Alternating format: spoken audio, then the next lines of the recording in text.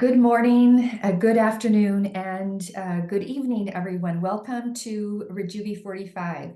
If you are here because you are looking for ideas and concepts and tools to move forward with your modern leadership, then you've come to the right place because this is the community exactly for that type of stuff.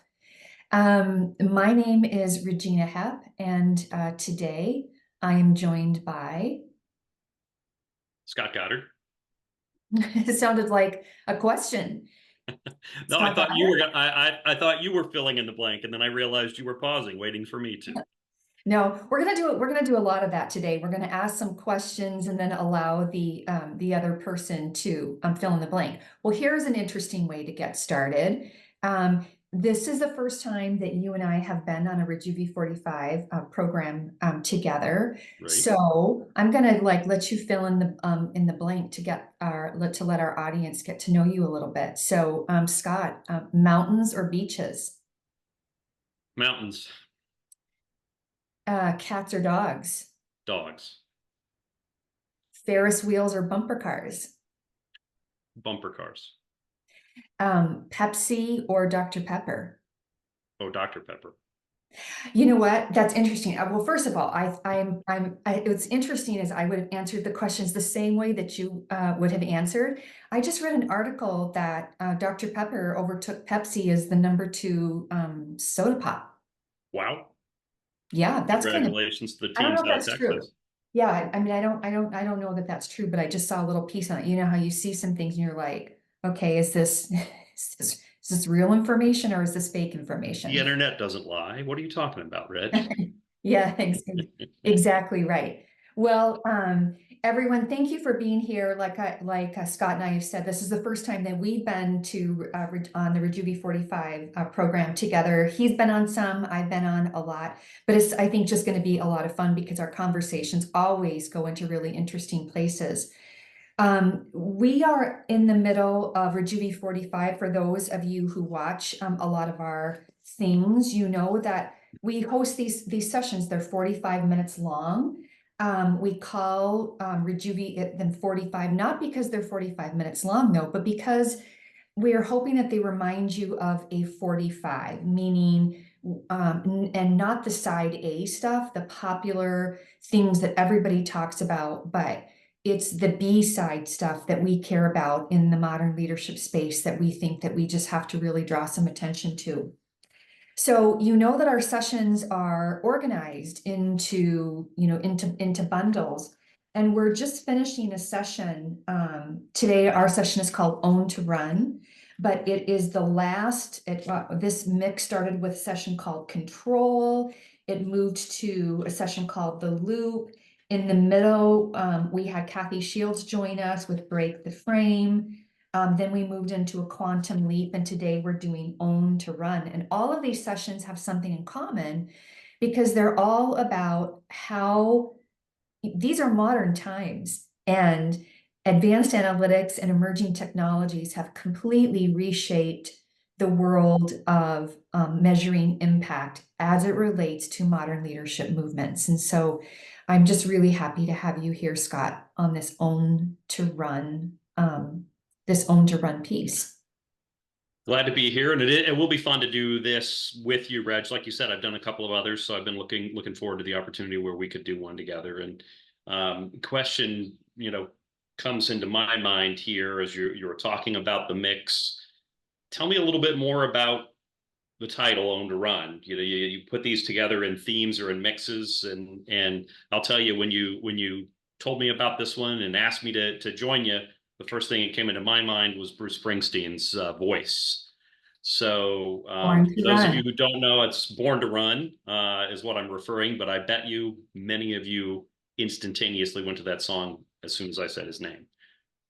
What's the Yeah, background? well, okay, so now I'm disappointed that I get to answer that question and we don't have Bruce Springsteen here to answer that question, but that's really clever of you. And so once I get to filling in this blank for your question, I'm going to have a blank for you, another one for you to fill in too. But no, not Born to Run. Own to run, we labeled this particular session this way because, again, we're wrapping up this mix, and it's all about how these things have changed in the modern leadership space. Thank goodness. And we're focusing in on these two words, own and run. And what I would say is we selected this title because when you think about a company like Rejuvi, this is a company that we work at, right? This is a company that we're working hard to get to help all leaders in any organization and in any place across the globe. And we have two what we call our bookended pieces to our value proposition, right? So is this left for you? Yeah. Is that right for you? Right for me. That's I'm right. looking at it at the right side of my screen. Okay. All right. So I'll start here. So, we start to think about one end of our of our value proposition, bookend number one, the left bookend. And this is about a better starting place. When you're working with a modern leadership company, you have an opportunity to work from a better place. And so Rejuvi has what we call modern leadership modeling. They are dimensional models. They are dimensional models for all kinds of people who are paid to lead on the modern leadership bench. They could be team leaders. They could be operational line supervisors. They could be service leaders. They could be district sales leaders. They could be executive leaders like, a vice president, or a C-suite function leader. So we have these modern models, and these modern models are dimensional. And when we say dimensional, we mean that, listen, you can be both a fantastic, compassionate human leader. At the same time, you can be a fierce business leader. So modern modeling is one end of our bookend value proposition. And then the other end, the right end of the book of our value proposition is we have something called leadership to business impact analytics. So what we can do is we can say, okay, that modern model that we started with, we're going to help you to understand what your baseline is of that. And we have some tools that can help you to get better at it. And we have some engines that can help you to, again, get a second point of measurement. And because we've got a baseline and a second point measurement, we can create a delta. And we can take that delta and we can help you to understand your rate of change in modern leadership. And we can take that rate of change and we can correlate it to the business outcomes that matter to you. You care about net new clients, we can causate it and correlate it to that. You care about operational efficiencies, we can correlate or causate it to that. You care about people metrics like turnover or engagement rate, we can help you to relate it to that as well.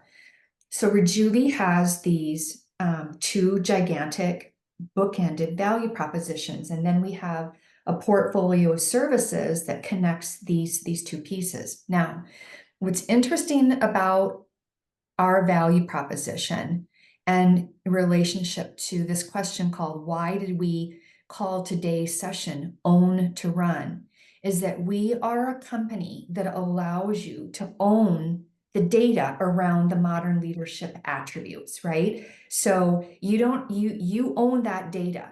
And so once you start to own modern leadership attribute data, and you get a little locker inside of Rejuvi's, cloud services, you then can start to take that data and do the correlation. And so you own that. And when you own modern leadership attribute data, you are going to be able to have conversations that you always wanted to have. You are going to be able to run like you've always wanted to run. And that's the title today, Own to Run, and why we described it the way that we did.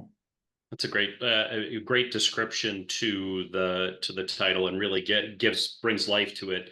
Helps paint the picture for enabling our clients, our company clients, to become the enablers of the modern leadership development, not continually look to, an external subject matter expert, right, That's right. to leadership development.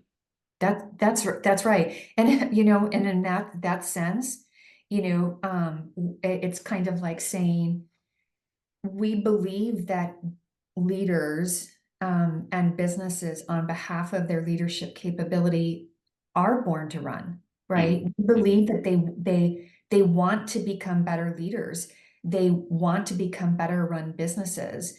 And so that's what they are innately, that's what they're fired up about. That's why they go to work every single day, And so I can hear this Springsteen Born to Run piece going on in the back of my mind because I You're believe so welcome. much that that's what they all want, right? Right. But they're going to need to build relationships with organizations who not only have the right modeling, but allow them to own the attribute data so that they can start to use all of these emerging analytic tools and all of these advanced technology tools in order to create this new understanding that they've always had before. So it's a really great question. Well, interestingly enough, so certainly there's this background on why we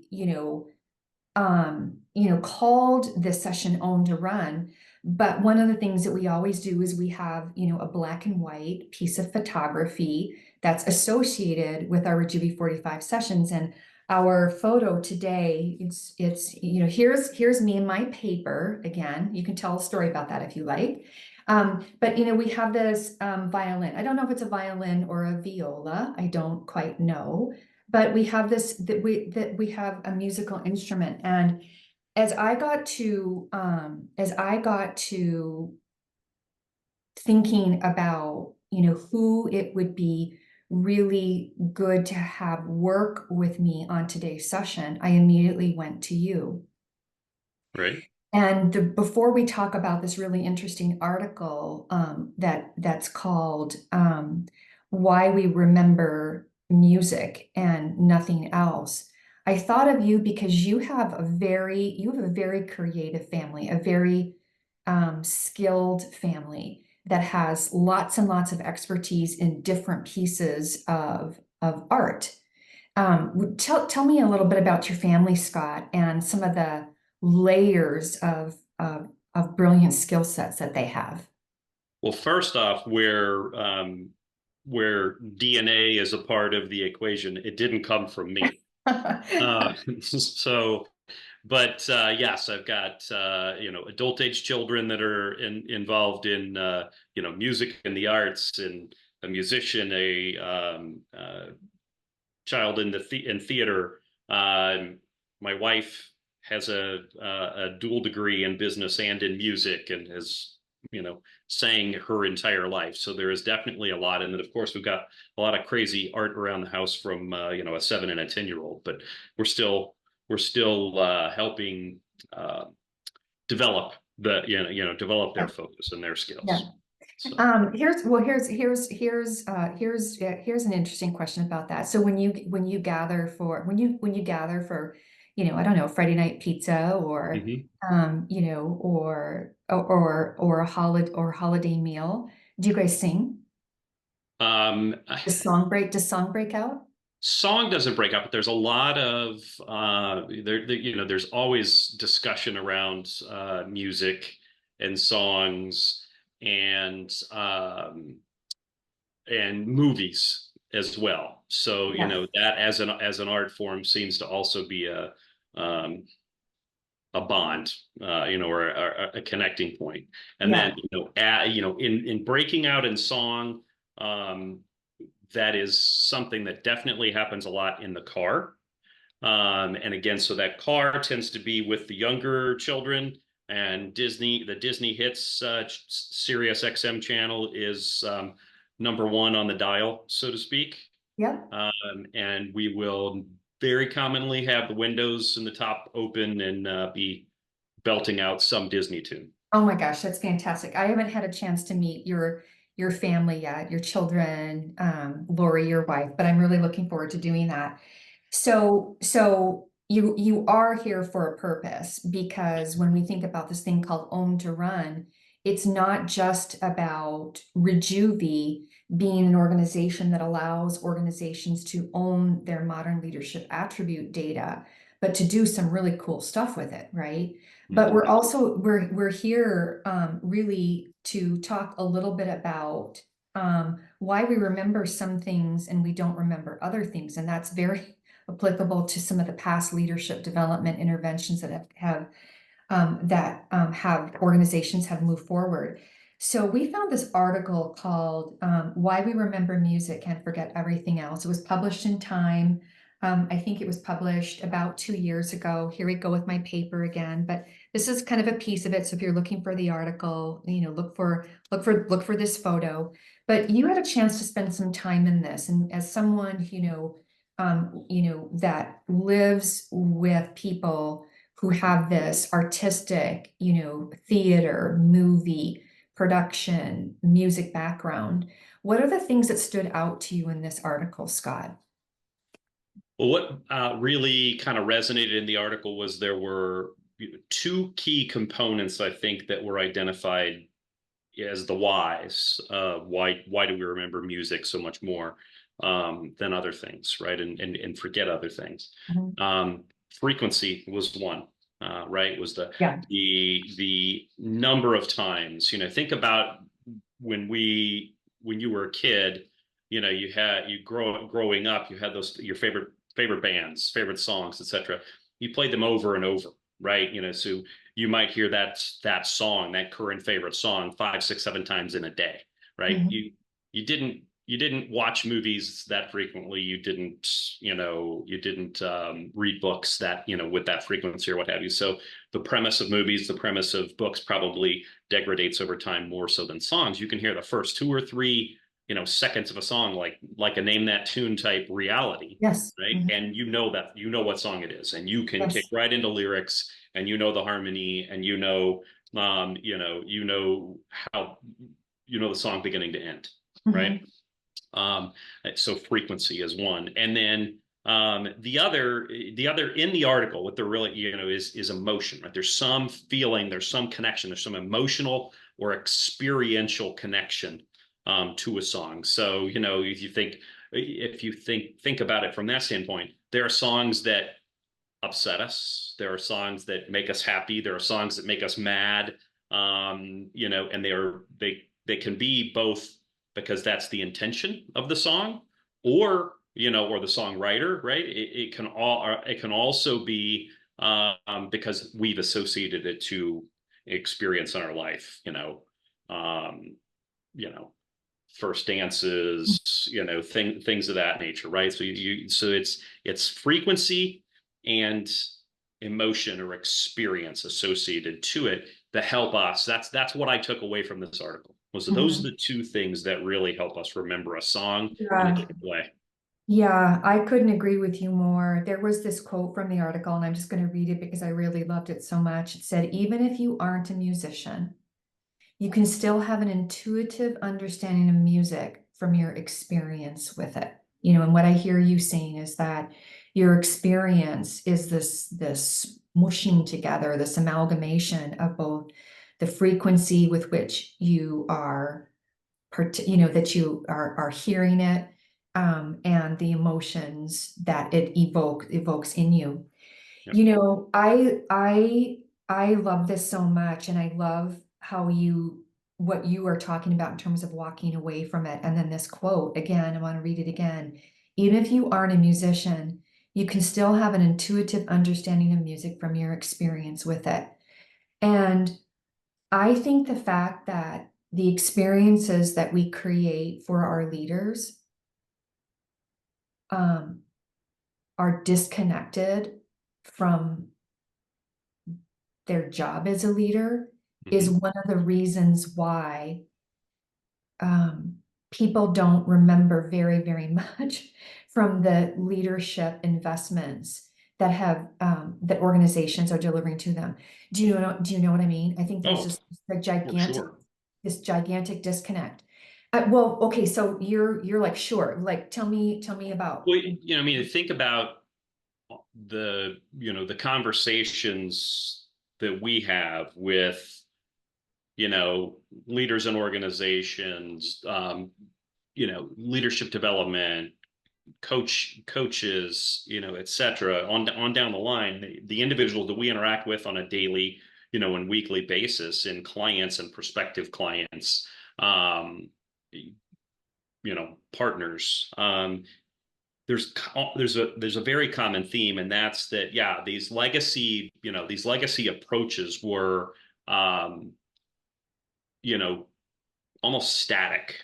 You get a snapshot of, what your skill set are, what your skill sets are, what your capabilities are, and where, how to double down on those things to become, the most effective, employee or contributor you can. But very infrequently are they actually tied back to, now taking that information and then tying it to the organization's goals and objectives. So that point you made very early on is that it's, our full belief and mission within the Rejuvi team to enable excellent individual leadership development, and very human, compassionate, leadership, tying that though to fierce business outcomes, and really being able to drive, being able to tie and understand the things that are driving and helping grow the organization, helping differentiate your organization from the others in your industry, the others that you might consider competitors, and on a day in day out basis. And that's really that's the reaction that you were sensing, and the reaction I was having is, I think it's I think it's logical to believe that, yeah, of course, leadership development programs have always done that. But when you really peel back the layers of the onion, no, they're really focused on, kind of developing the individual skills. And today, more people are tasked with leading something within an organization. And that trend seems to every indicator that we have and we see is that it's going to continue. That growth of leadership responsibility is going to continue. Yeah. Okay. So now there's all this richness that I want to unpack in you. I think that, you helped me to kind of think about this in, a couple of ways. One is when we talk about there's this disconnect, I think you're helping me to think about it two different ways. One is there's this disconnect from the real work, right? Right. And so, here's some data for you. We know that on average, organizations are making investments in their leaders. Right? On average, organizations, small, mid, and large, are investing $1,600 every single year in their leaders to make them better. And interestingly enough, the small ones on a per leader basis are investing more. And why? Because the large organizations, have the ability to, they have more leaders, and so Yeah. costs can be spread across more people. Most That's got buying power, right? yeah, exactly. So you kind of see that dynamic. So they are making investments. The problem is that what they're making investments in are so disconnected from what they're asking their people to do, that almost all leaders who participate in a leadership development event are walking away and saying, geez, the best thing from that leadership development thing I just did was actually the networking that I got to do with others inside of the organization, right? It's Yeah. right. And then number two, it's disconnected, because most leadership development events, and this is the other thing that you're making come alive in me, is it's not reflective of the real work. And so when you go to a leadership development event, it certainly reinforces, for example, the big picture or the vision and mission and values of the organization, but then it starts to go right into uh, people skills, right? As if people leadership is the only piece of leadership that a leader is really paid to do. And so because of these two gigantic disconnects, what we're finding, and this is just really sad, is that 90% of individuals, 90% of the leaders that organizations are making a $1,600 investment every year to be better are still saying, yeah, but you know what? I don't have the leadership skills to do what my organization is asking me to do in my leadership job. 90% of people are actually seeing that because what they're getting is so far removed from the reality of their jobs. And the second thing that they're saying is, and this is even more of them, 93% of people are saying, and by the way, you know, it not only is it not connected to my real work today, it is not connected to the outcomes to which I'm held accountable to. So we have this gigantic disconnect. And I know we didn't really plan to talk about this, but I think that this goes back to your original question, Scott, around why did we decide to call today's session Own to Run? And we called it Own to Run because we believe that leaders and businesses are born to run. We believe that. But in order to do that, they're going to need two pointed pieces of value. They are going to absolutely need a better starting place. They're going to need a model that more accurately represents the real world work of a leader today. And it cannot be disconnected from reality, right? Number one.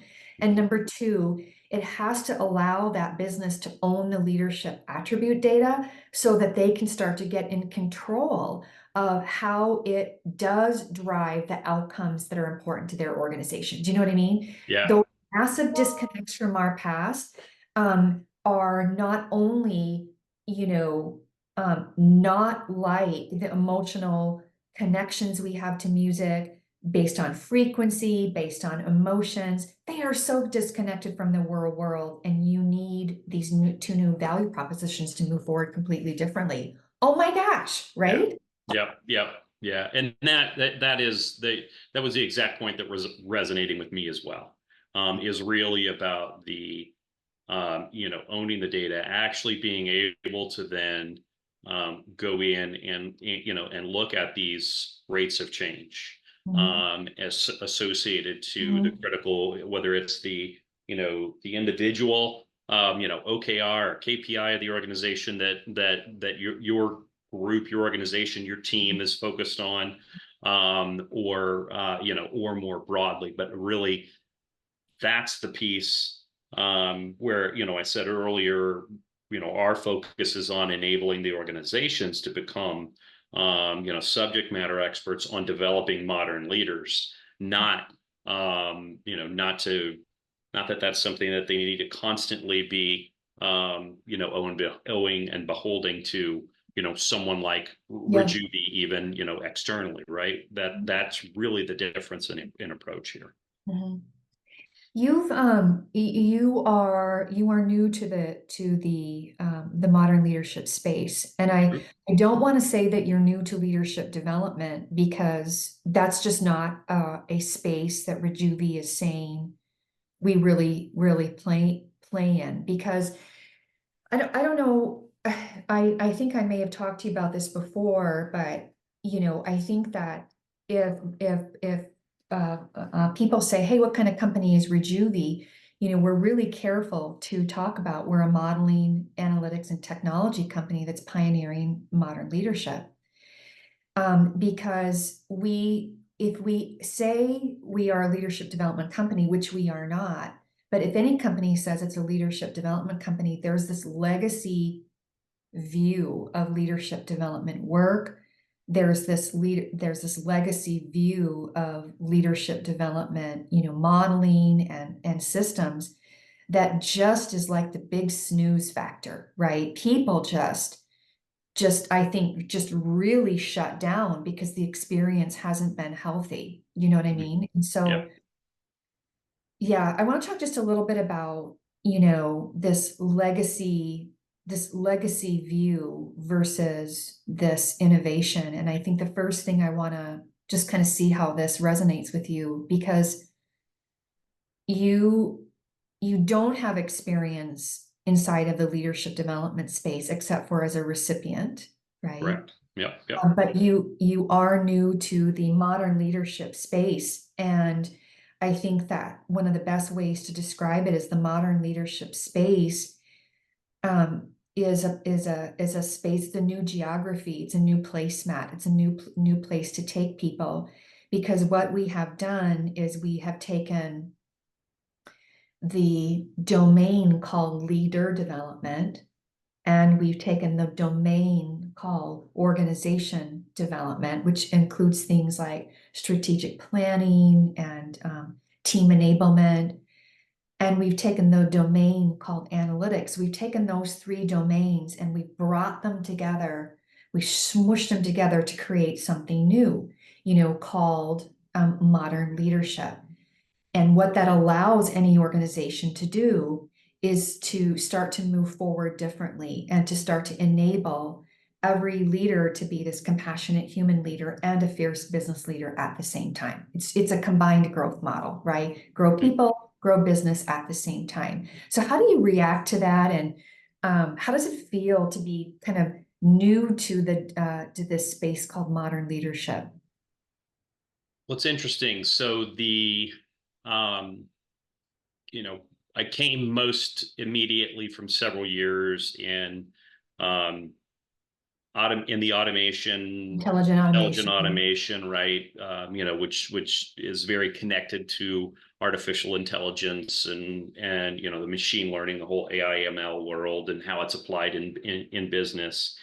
And my initial reaction, was okay. This could be a big jump. This could be a big shift for me, right? There could be a gap that's gonna take some time to close. And really, what I've found is, and some of it is probably because my career is long enough that I have gone through some of the leadership, some of the development programs as you mentioned. So I've had that side of experience.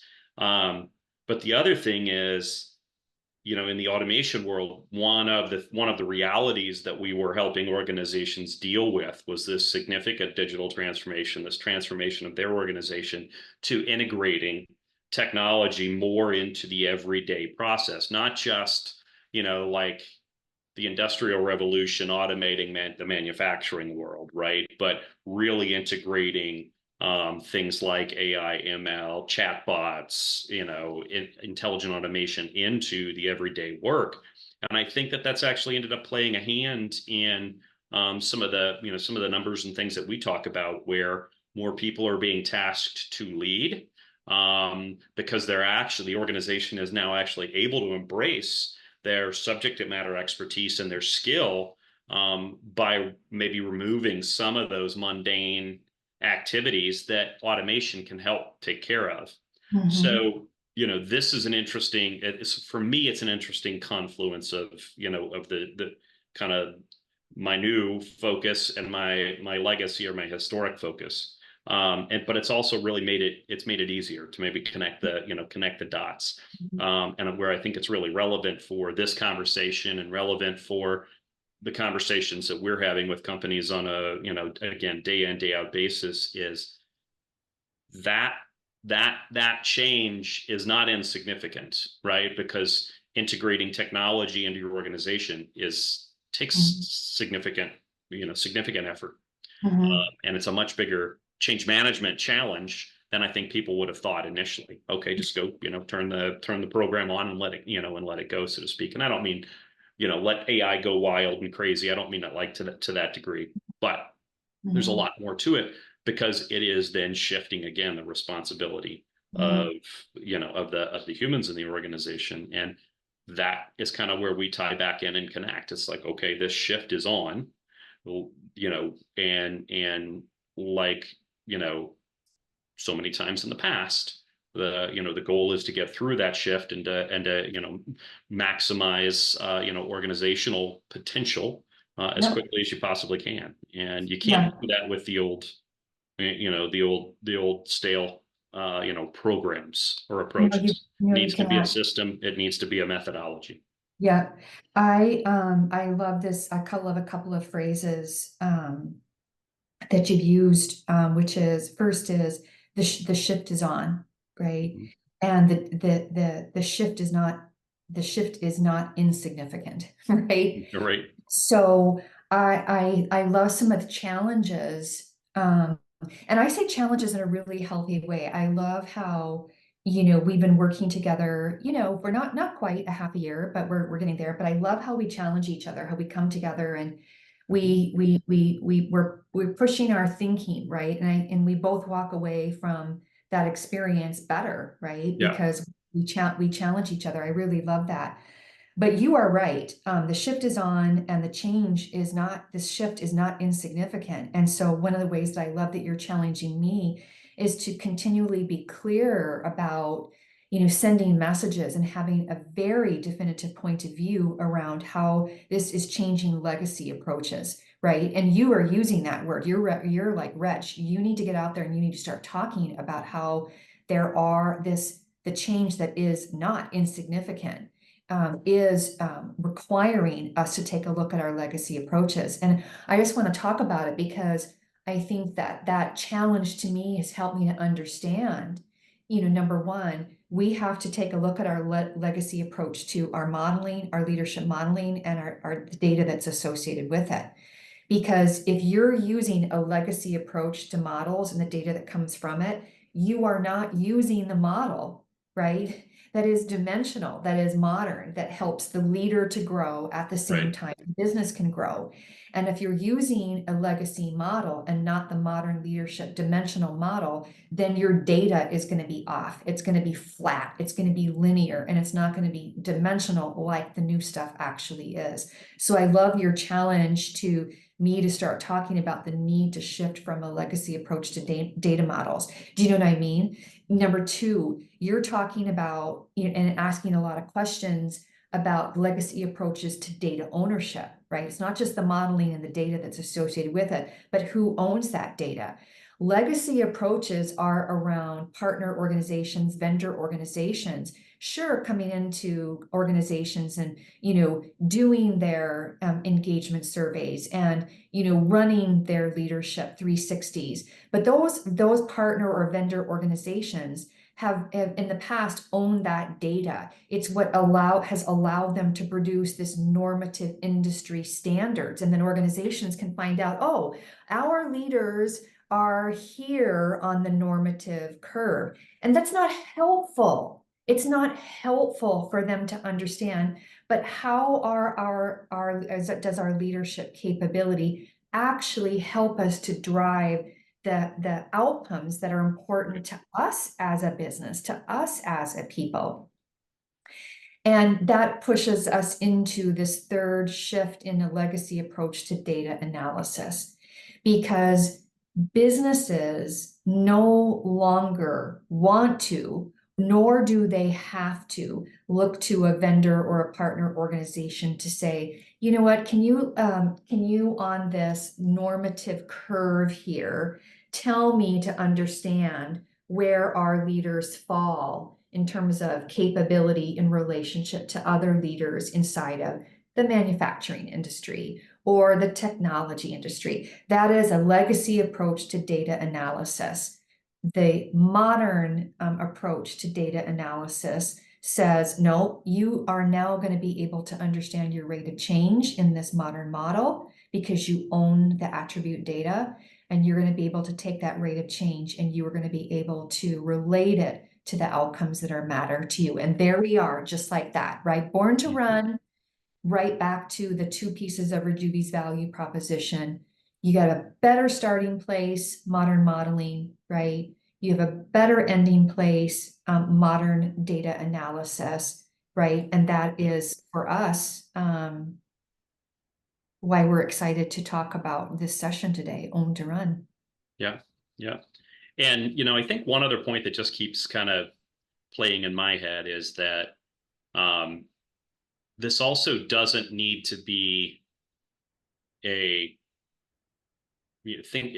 I would imagine a lot of the people who are, with us today or watching or listening to this, in the at some point in time in the near future, are shaking their head, and they're in full agreement here. Yep, that sounds like, my organization, or I'd like our organization to be to be striding more towards modern leadership, it doesn't have to be a daunting a daunting process or a daunting challenge by any means either. And so, if you are shaking your head, don't hesitate to reach out to us, and we can kind of help you understand just how easy it can be to get started on this path, as opposed to feeling that it needs to be this, significant, undertaking. It's, first step, or, a first bar in the song. I love that, and I also love that um, you have related this to being a virtuoso, And do you want us, I don't want to steal your thunder, but do you want us to talk just a little bit about that? Because it's also just a beautiful slice. It's a beautiful perspective. Well, I think that thought kind of came to me when we were talking about the black and white image, right? And right, wrong, or indifferent, you tend to equate, the violin or the viola to classical music, maybe, maybe country, a bit as well, tied in there. Fiddle. But,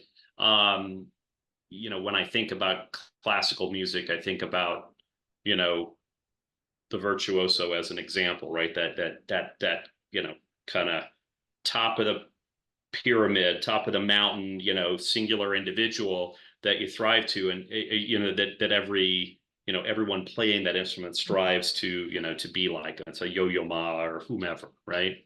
And that's definitely not the approach with modern leadership, right? Our belief is the organization's goals and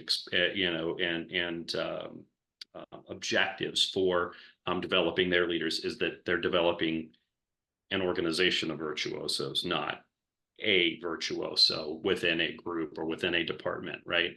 And that's really I think that's the key point. I don't think maybe it was quite as eloquent this time around, Reg, but that was I definitely think it was, I think sometimes things can be imperfectly perfect, can't they?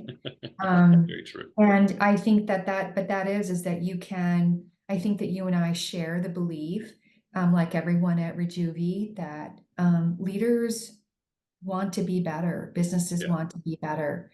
And there is a way to help them do that, on their, to become a virtuoso, if you will, in the leadership space. And I like the point too that you made before my virtuoso question, which was about it's not overwhelming. It doesn't need to be daunting, right? Mm-hmm. A company like Rejuvi can help you to say, like, give you an answer to this question called, yeah, what is a relevant understanding of what modern leadership looks like? And how do we talk about that? Because we're asking so many people paid to lead, and then to travel the route to the place called, yeah, we are owning our data and we are really running because now we understand our rate of change in this good stuff and how it's impacting the outcomes, that actually matter to us. But how an organization travels that, right? Rejuvi can help them. It's a modern leadership platform that's designed to help you kind of in that journey. And it doesn't matter where you start, it just matters that you start, Yeah. right? And so even this morning, we were talking about, 3 to 4 very simple ways to actually get started, right? And I want to bring up one, which is, you mentioned a lot of people are going through these transformations, these digital transformations, Mm-hmm. these automation transformations. And one place to start is, and any transformation is the need for modern change leadership, right? And any transformation is the need to pay attention to why transformation efforts have failed in the past. It's all because of not good leadership, right? There's the Mm-hmm. answer. Yeah. So that's a place to start. Another place to start is, maybe all of this stuff owning to run, just sounds like a gigantic journey, and maybe it does sound daunting. Okay, just get started. Another simple place to start is to say, Start with a modern leadership assessment. Get in control of your baseline, right? At the individual level and at a group level, that's really important to your organization. So I don't want to say it it isn't daunting, because some people may feel like it's daunting, but that's exactly why organizations like Rejuvi exist, is to help you to figure out, we can take you from here and we can take you from here, but how you choose to get started on it is a conversation, right? So let's have that conversation and Right. figure out the best place to establish your beachhead, right? Because once you establish a beachhead, then you're going to establish another, and then you're going to establish another, and then you've got this ground gained, and before you know it, you're running, you're owning to run, you're born to run, and all of these good things are starting to happen. So Yeah. it's always shocking that you take a look at our time together and you think 45 minutes, that's what are we going to talk about? Here we are over time. Scott, I knew that this would happen. I knew that this would be a blast. I love that you have come to Rejuvi. I love that our paths have not only crossed, but become aligned. And it has just been sheer joy talking to you today, and also learning a little bit about that beautiful family of yours. Thank you so much. Thank you, Reg. It's definitely been a lot of fun, these last several months as well for me. So, Yep, and good learning for me. yep, yep. So We're owning to run, baby. you got it. And thank you everybody for joining in today, and also for watching our recordings and watching our reels and all the places that you can do that.